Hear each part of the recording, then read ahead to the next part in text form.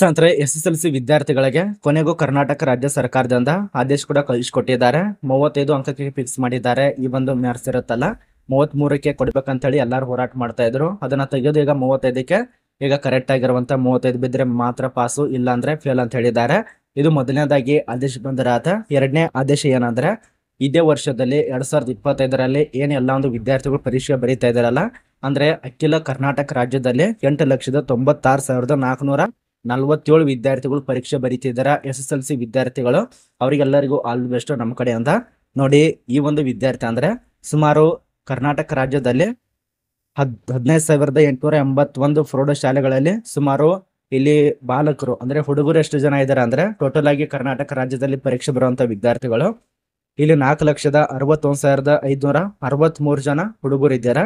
ಅದ ನಂತರ ಇಲ್ಲಿ ಮಹಿಳೆಯರು ಅಂದ್ರೆ ಬಾಲಕಿಯರು 4,34,884 ಬಾಲಕರಿದ್ದಾರೆ.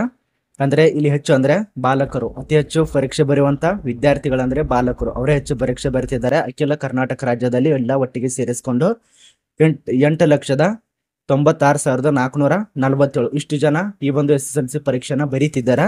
ಅವರಿಗೆ ಕರ್ನಾಟಕ ರಾಜ್ಯ ಸರ್ಕಾರದಿಂದ 2 ನೋಟಿಸ್ ಕಳಿಸ್ಕೊಟ್ಟಿದ್ರು. ಮೊದಲನೇದಾಗಿ ಅದೇ ತಿಳಿಸ್ಕೊಟ್ಟಿನಲ್ಲ ಅಂಕಕ್ಕೆ ಸಂಬಂಧಪಟ್ಟಂತೆ. ಎರಡನೇ ನೋಟಿಸ್ ಏನಂದ್ರೆ, ಕೇಳಿದ್ರೆ ಖುಷಿ ವಿಚಾರ. ಅದಕ್ಕಿಂತ ಮುಂಚಿತವಾಗಿ ಈ ಒಂದು ಚಾನಲ್ ಅನ್ನು ಯಾರು ಸಬ್ಸ್ಕ್ರೈಬ್ ಮಾಡಿಲ್ಲ, ಉಚಿತವಾಗಿ ಸಬ್ಸ್ಕ್ರೈಬ್ ಮಾಡ್ಕೊಳ್ಳಿ. ಯಾರ್ಯಾರು SSLC ವಿದ್ಯಾರ್ಥಿ ಇದಾರಲ್ಲ ಅವ್ರಿಗೆ ಶೇರ್ ಮಾಡಿ. ನೋಡಿ, ಹೋದ ವರ್ಷ ಸುಮಾರು 4ರಿಂದ 5 ಗ್ರೇಸ್ ಮಾರ್ಕ್ಸ್ಗಳು ಬಂದಿದ್ದು. ತುಂಬಾ ಜನ ವಿದ್ಯಾರ್ಥಿಗಳು ಇದೇ ಒಂದು ವರ್ಷದಲ್ಲಿ ಗ್ರೇಸ್ ಮಾರ್ಕ್ಸ್ ಇದಾವಂತ ಕೇಳ್ತಾ ಇದ್ದಾರೆ. ಅದಕ್ಕೆ ಸಂಬಂಧಪಟ್ಟಂತೆನೆ ಶಿಕ್ಷಣ ಇಲಾಖೆ ಸಚಿವರು ಅವರಾಗಿ ತಿಳಿಸ್ಕೊಟ್ಟಿದ್ದಾರೆ. ಈ ಒಂದು ವರ್ಷದಲ್ಲಿ ಯಾವುದೇ ಕಾರಣಕ್ಕೂ ಒಂದು ಕೂಡ ಗ್ರೇಸ್ ಮಾರ್ಕ್ಸ್ ಇರಲ್ಲ ನಿಮಗೆ. ಹಾಗೆ 35 ಕಡ್ಡಾಯವಾಗಿ ಪಾಸ್ ಆಗಲೇಬೇಕು. 35 ಬಿದ್ರೇನೆ ಮಾತ್ರ ಪಾಸ, ಇಲ್ಲ ಅಂದ್ರೆ ಫೇಲ್ ಆಗ್ತೀರಾ ಅಂತೇಳಿ ಕ್ಲಿಯರ್ ಕಟ್ ಆಗಿ ಆದೇಶ ಪೂರ್ವಕವಾಗಿ ತಿಳಿಸ್ಕೊಟ್ಟಿದ್ದಾರೆ. ಶಿಕ್ಷಣ ಸಚಿವರೇ ತಿಳಿಸ್ಕೊಟ್ಟಿದ್ದಾರೆ. ಕರೆಕ್ಟ್ ಆಗಿ 25% ಇಳಿಕೆ ಮಾಡಬೇಕಾಗಿತ್ತು.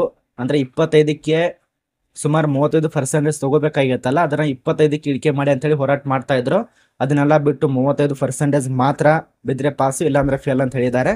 ಕ್ಲಿಯರ್ ಕಟ್ ಆಗಿ ತಿಳಿಸ್ಕೊಟ್ಟಿದ್ದಾರೆ. ಮತ್ತೆ ಈ ಒಂದು ವರ್ಷದಲ್ಲಿ ಯಾವುದೇ ಒಂದು ಗ್ರೇಸ್ ಮಾರ್ಕ್ಸ್ ಇರೋದಿಲ್ಲ. ಅಂದ್ರೆ ಇದಕ್ಕೆ ಸಂಬಂಧಪಟ್ಟಂತೆ ಅರ್ಥ ಮಾಡ್ಕೋಬೇಕು. ಇಲ್ಲಿ ಚೆಕ್ ಮಾಡೋ ಸಮಯದಲ್ಲಿ ಗೊತ್ತಾಗತ್ತೆ ಅಂದ್ರೆ ಇಷ್ಟಿಷ್ಟು ಅಂತ ಹೇಳಿ. ಈಗ ಪರೀಕ್ಷೆ ಮುಂಚಿತವಾಗಿ ಈ ರೀತಿ ಹೇಳಿದಾರೆ ಅಂದ್ರೆ ಅದಾಗೋದಿಲ್ಲ. ಈಗ ಪರೀಕ್ಷೆ ಮುಗಿದ ಮೇಲೆ ಗೊತ್ತಾಗತ್ತೆ ಎಷ್ಟು ತಪ್ಪು ಅಂಕಗಳು ಬಂದಿದ್ದಾವೆ, ಎಷ್ಟು ತಪ್ಪು ಮಾರ್ಕ್ಸ್ಗಳು ಬಂದಿದ್ದಾವೆ ಅಂತ ಹೇಳಿ. ಅದ್ರ ಮೇಲೆ ಗ್ರೇಸ್ ಮಾರ್ಕ್ಸ್ ಕೊಡೋ ಸಾಧ್ಯತೆ ಇರತ್ತೆ. 1 ಅಥವಾ 2 ಅಥವಾ 3, 4 ಈ ರೀತಿಯಾಗಿ. ಕೆಲವು ಒಂದು ವರ್ಷ 5, 6 ಅಂತ ಬಂದಿತ್ತು. ಈ ವರ್ಷದಲ್ಲಿ ಸುಮಾರು ಬಂದ್ರೆ ಬರ್ಬೋದು, ಇಲ್ಲ ಅಂದ್ರೆ ಅಲ್ಲ. ದಯವಿಟ್ಟು ಸರಿಯಾಗಿ ಓದಿ, ಸರಿಯಾಗಿ ಪೇಪರ್ ಬರೀರಿ. ಯಾರ್ದು ಕೂಡ ಕಾಪಿ ಮಾಡಕ್ ಹೋಗ್ಬೇಡಿ ಅಂದ್ರೆ ಕೂಡ ಹೇಳ್ತಾರೆ ಅವರು, ಅಂತೇನಿಲ್ಲ. ದಯವಿಟ್ಟು ಯಾವ ರೀತಿ ಆಗಿದೆಲ್ಲ ಒಳ್ಳೆ ಪೇಪರ್ ಅನ್ನ ಬರೀರಿ, ಒಳ್ಳೆ ಮಾರ್ಕ್ಸ್ ಮಾಡಿ. ಸುಮಾರು 90, 80 ಈಗಿನ ಜನರಲ್ಲಿ ನೋಡ್ತಾ ಇರ್ಬೋದು. 95 ಕೂಡ ಎಲ್ಲೆಲ್ಲಿ ಸೆಲೆಕ್ಟ್ ಆಗ್ತಾ ಇಲ್ಲ. 90 ಬಿದ್ರು ಕೂಡ ಅವ್ರ ಪಾಪ ಕಾರ್ಯಕೆಲಸ ಮಾಡ್ತಿದ್ದಾರೆ. 80 ಬಿದ್ರು ಕೂಡ ಕಾರ್ಯಕೆಲಸ ಮಾಡ್ತಿದ್ದಾರೆ. ಇನ್ನೊಂದು, ದಯವಿಟ್ಟು ಇಲ್ಲಿ ತನಕ ನೋಡಿದಂದ್ರೆ ಸ್ವಲ್ಪ ಮಾಹಿತಿನ ತಿಳಿಸ್ಕೊಡ್ತೇನೆ. ನಾನು ಫೇಲ್ ಆಗಿದ್ದೇನೆ ಅಂತೇಳಿ ಯಾರು ಕೂಡ ಸಹಾಯಕ್ಕೆ ಹೋಗ್ಬೇಡಿ. ಇದೊಂದು ಅರ್ಥ ಮಾಡ್ಕೊಳ್ಳಿ.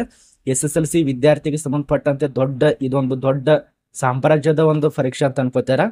ಆದ್ರೆ ಇದು ಪರೀಕ್ಷೆ ಅಲ್ಲ, ಇದು ಸಣ್ಣ ಒಂದು ಫುಟ್ ಇಷ್ಟೇ ಇಂಚಿರತ್ತಲ್ಲ, ಇಷ್ಟು ಒಂದು ಕೋರಿಕೆದಂತ ಒಂದು ಪರೀಕ್ಷೆ ಇದು. ಬರೀ ಮತ್ತೆ ಫೇಲ್ ಆದ್ರೆ ಮುಂದೆ ಕಟ್ಟಿ ಬರೋದಕ್ಕೆ ಅವಕಾಶ ಇರತ್ತೆ. ಈಗ ಫೇಲ್ ಆತ ಅಂದ್ರೆ ಈಗ ನಿಮ್ಗೆ ನೋಡೋ ಗುಡಿಸೋದಿಲ್ಲ. ಆದ್ರೆ ಮುಂದ್ಗಡೆ ಏನ್ ಫೇಲ್ ಆಗಿರ್ತಾರಲ್ಲ ಅವಾಗ ಮುಂದೆ ಪುಸ್ತಕ ಇಟ್ಟು ಇರ್ತಾರೆ. ನಿಮಗೆ ಪುಸ್ತಕ ಇಟ್ಟು ಅಲ್ಲಿ ಬರೆದು ಪಾಸ್ ಆಗೋದಕ್ಕೆ ಅವಕಾಶ ಕೊಡ್ತಾರೆ. ದಯವಿಟ್ಟು ಯಾರು ಕೂಡ ಆತ್ಮಹತ್ಯೆ ಮಾಡ್ಕೋಬೇಡಿ. ಇದಿಷ್ಟೇ ಜೀವನ ಅಲ್ಲ, ಮುಂದ್ಗಡೆ ಏನೋ ತುಂಬಾ ದೊಡ್ಡ ಜೀವನ ಇದೆ. ಸುಮ್ಮನೆ 1% ಸುಮಾರು ಇಲ್ಲಿ ಪಾಯಿಂಟ್ ಕೂಡ ಇರಲ್ಲ. 91, 92 ರೀತಿಯಾಗಿಲ್ಲ, ಪಾಯಿಂಟ್ ಕೂಡ ಅಲ್ಲ ಇದು. ಯಾರು ಕೂಡ ಫೇಲ್ ಆಗಿದ್ದಾರೆ ಅಂತೇಳಿ ಮುಂದ್ಗಡೆ ಪಾಸ್ ಆಗುವಂತ ವಿದ್ಯಾರ್ಥಿ ಸರಿಯಾಗಿ ಕಟ್ಟಿ ಬರೋದಕ್ಕೆ ಅವಕಾಶ ಇರುತ್ತೆ. ಯಾರು ಕೂಡ ಫೇಲ್ ಅಂತರೂ ಆಗ್ಬೇಡ ಅಂತ ಹೇಳ್ತಾ ಇರೋದು. ಫೇಲ್ ಆದ್ರೂ ಕೂಡ ಯಾರು ಕೂಡ ಸಹಾಯಕ್ಕೆ ಹೋಗ್ಬೇಡಿ. ನಿಮ್ ತಂದೆ ತಾಯಿಗೋಸ್ಕರ ನಿಮ್ಗೋಸ್ಕರ ಕಾಯ್ತಾ ಇರ್ತಾರೆ ಪಾಪ. ದಯವಿಟ್ಟು ಯಾರು ಕೂಡ ಸಾಯ್ಬೇಡಿ, ಆತ್ಮಹತ್ಯೆ ಮಾಡ್ಕೋಬೇಡಿ. ಅದನ್ನ ಬಿಟ್ಟು ಇವ್ರದ್ದು ಪೇಪರ್ ಫೇಲ್ ಆಗಿದೆ ಅಂತ ಹೇಳಿ ಸಾಯ್ತಾನಂದ್ರೆ ಯಾರು ಕೂಡ ಸಾಯ್ಬೇಡಿ. ನಿಮ್ಗೇನಾದ್ರು ಇದು ಆಗಲಿಲ್ಲ ಅನ್ಸಿದಾಗ ಮುಂದ್ಗಡೆ ಈಗೇನ್ ಪೇಪರ್ನಲ್ಲಿ ಫೇಲ್ ಆಗಿರ್ತಾರಲ್ಲ ಅವರಿಗೆ ಮುಂದ್ಗಡೆ ನೆಕ್ಸ್ಟ್ ಏನು ಪರೀಕ್ಷೆ ಇರತ್ತಲ್ಲ, ಮುಂದ್ಗಡೆ ಒಂದು ಪುಸ್ತಕ ಇಡ್ತಾರೆ, ಬರೆಯೋದಕ್ಕೆ ಹಚ್ತಾರೆ. ಅಂದ್ರೆ ಕಾಪಿ ಮಾಡಿ ಬರೋದಕ್ಕೆ ಹಚ್ತಾರೆ. ಅದು ಫೇಲ್ ಆಗೋದು ತುಂಬಾ ಒಳ್ಳೇನೋ ಅಥವಾ ಈ ಒಂದು ಪರೀಕ್ಷೆ ಕಟ್ಟಿ ಬರೋದು ತುಂಬಾ ಒಳ್ಳೇನೋ ಅಥವಾ ಸಾಯೋದು ತುಂಬಾ ಒಳ್ಳೇನೋ ಅಂತ ಅರ್ಥ ಮಾಡ್ಕೊಳ್ಳಿ. ಆದಷ್ಟು ಯಾರು ಕೂಡ ಸಾಯಕ್ಕಂತ ಹೋಗಬೇಡಿ. ಅಂದ್ರೆ ಈ ಒಂದು ಪೇಪರ್ನಲ್ಲಿ ಫೇಲ್ ಆಗ್ತಾರೆ ಅಂತ ಮುಂದೆ ಯಾರು ಫೇಲ್ ಆಗ್ಬೋದು ಅಂತವ್ರು ಯಾರು ಕೂಡ ಸಾಯಕ್ಕೆ ಹೋಗಬೇಡಿ. ದಯವಿಟ್ಟು ನಿಮ್ಮ ತಂದೆ ತಾಯಿಗೋಸ್ಕರ ಬದುಕಿ. ವಿಡಿಯೋ ಇಷ್ಟ ಆದ್ರೆ ಒಂದು ಲೈಕ್ ಅನ್ನು ಕೊಡಿ, ನಿಮ್ಮ ಒಂದು ಸ್ನೇಹಿತರಿಗೆ ಶೇರ್ ಮಾಡಿ. ಇದಕ್ಕೆ ಸಂಬಂಧಪಟ್ಟಂತೆ ಅರ್ಥ ಆಗಿದೆ ಅಂತ ಅನ್ಕೋತೀವಿ. ದಯವಿಟ್ಟು ನಿಮ್ಮ ಕೈ ಮುಗಿದು ಹೇಳ್ತೇನೆ, ಯಾರು ಕೂಡ ಆತ್ಮಹತ್ಯೆ ಮಾಡ್ಕೋಬೇಡಿ. ನಿಮ್ಗೋಸ್ಕರ ತಂದೆ ತಾಯಿಗಳು ಕಷ್ಟಪಟ್ಟು ಓದಿಸ್ತಾ ಇರ್ತಾರೆ. ನಿಮ್ಮ ಮನೆಯಲ್ಲಿ ಅಕ್ಕ ತಂಗಿ ಅಣ್ಣ ತಮ್ಮ ಎಲ್ಲ ಇರ್ತಾರೆ. ಅಂತವ್ರಿಗೋಸ್ಕರ ಬದುಕಬೇಕು. ಇದು ಬರೀ ಸಣ್ಣ ಪುಟ್ಟ ಪರೀಕ್ಷೆ ಇರತ್ತೆ. ಇದರ ಸಲವನ್ನು ಸತ್ರ ಮುಂದ್ಗಡೆ ಮುಗ್ದ ಹೋಯ್ತು ನಮ್ದು. ಹೀಡಿ ಅಂತಾರ. ದಯವಿಟ್ಟು ಯಾರು ಕೂಡ ಸಾಯಕಂತ ಹೋಗಬೇಡಿ. ಇದೆಲ್ಲ ಒಂದು ವಿನಂತಿ.